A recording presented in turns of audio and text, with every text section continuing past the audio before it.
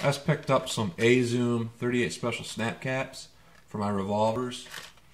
And I went with these because these are full-size round simulators. They're dummy rounds, but they're also snap caps. So I thought for training, and especially for training members of my family how to use a revolver, I thought they would be especially useful.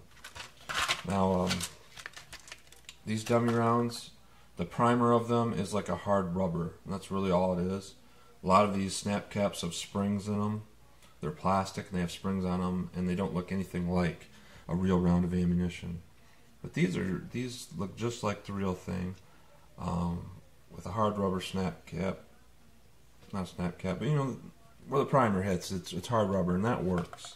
That works really well. So they're very good for training, for reloading all that, and it's going to feel pretty much like the real thing. Reloading them into a revolver. Especially for a revolver, these are very useful.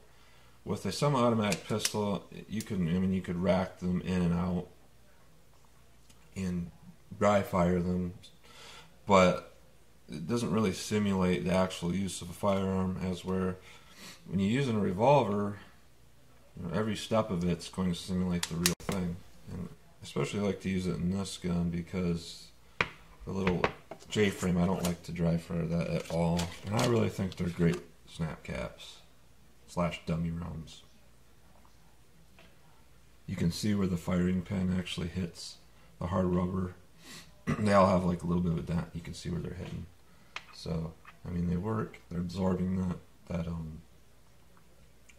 firing pin.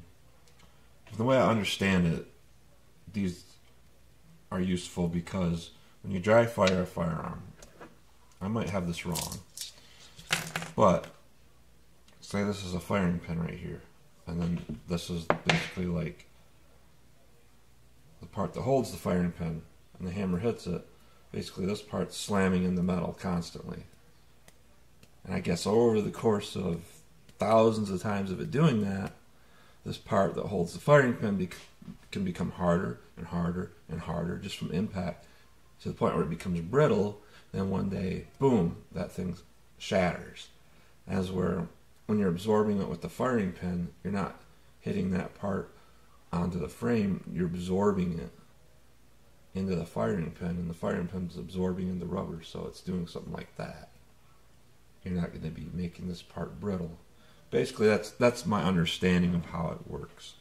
So that's why it's useful to have snap caps. So anyways, just thought I'd share that really quick. So thanks for watching.